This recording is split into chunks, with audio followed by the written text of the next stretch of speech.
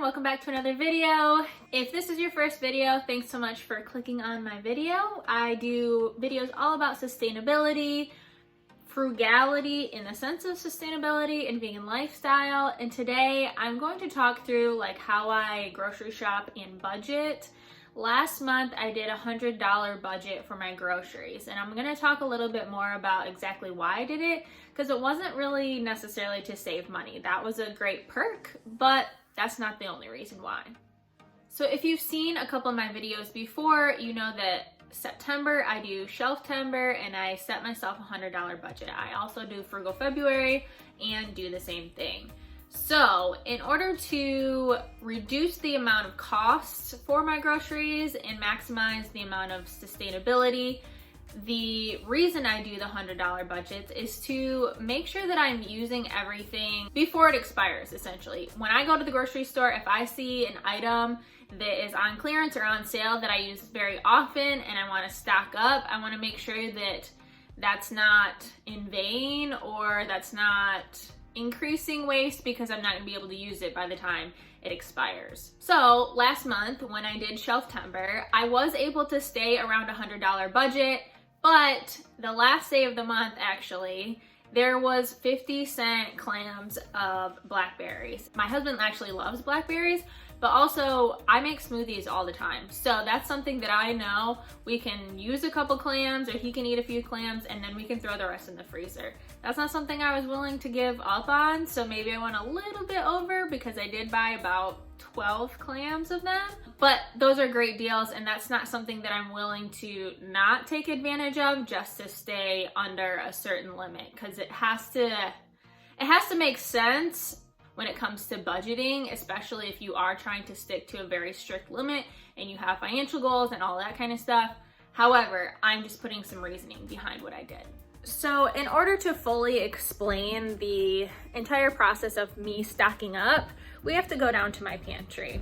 This is where I keep everything. I actually recently got a new pantry, which I showed once or twice before, but it gives me a little bit more room, but that's in hopes that it doesn't actually completely fill up on me. So after I did my $100 month, I will show you that my pantry was pretty sparse. So I was super excited about that actually, because I was able to use up a lot of what I already have. I have a thing about consolidation and making things look nice.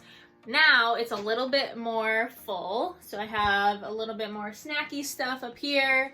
I have my pastas and all my sauces, and then I have canned goods down here, and all the way at the bottom are extra like lentils and protein powders and that kind of stuff. So when it comes to stocking up, I always check the expiration dates. If you've been watching my videos, you know that I scavenge for that clearance section. So if I find something, for example, these tofu blocks were half off, I got 5 of them. Well, they're about to expire now, so I really have to figure out something to do with them, make some pudding or something, but that's what I'm talking about. You'll really want to check the expiration date so that you know there could be other people that could use it, which I always try to keep in mind. However, if you're going to use it before the time, if you still have a lot of time before the expiration date, go ahead and use that as your barometer on how many to get if it's something that you use all the time. Make sure it is something you use all the time and you're not just in a trance by how cheap the product is. I've done that once or twice. If it's a new product like these, for example, were on clearance for like $1 and I've never had them before. Luckily, I only got 2 bags, but I do like them. So if I wanted to go back, I could get more, but you get the point. One thing that I'm always reminded of after I challenge myself to stay under $100 for a budget is that I'm pretty good at being creative when I am forced to be. So although I set a $100 budget, I only bought $100 worth of groceries, but we didn't only eat $100 worth of groceries.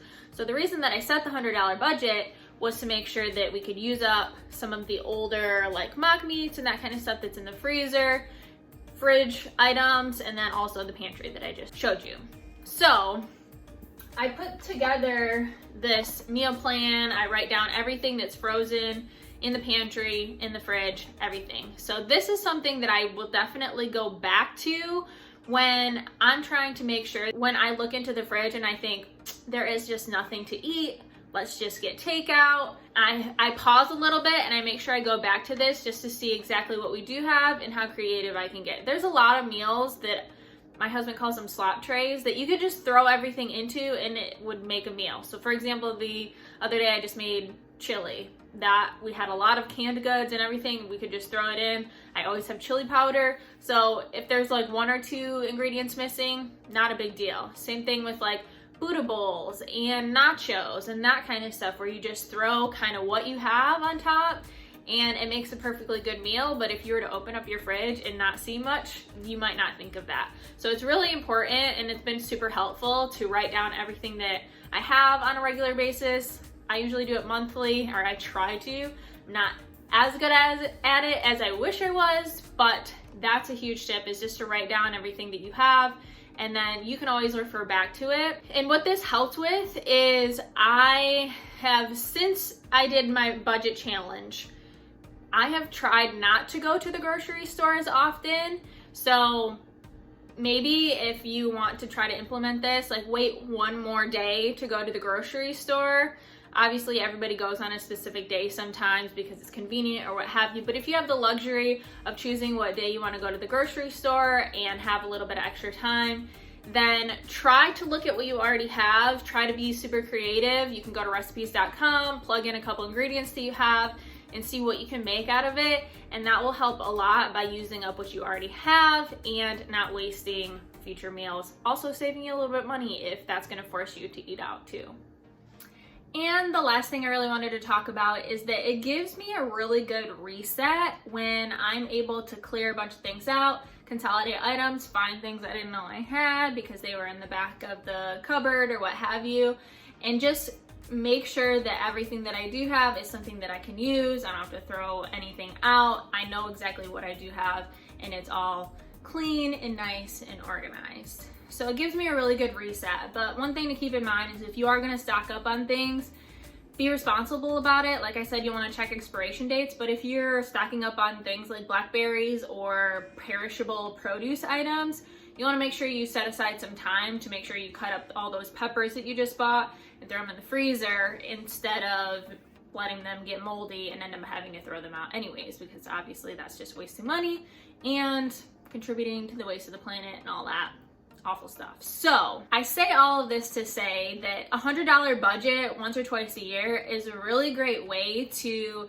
get creative, use up what you have, make sure you save a little bit of money, and then also create less waste for the environment. So hopefully some of these things were helpful to you.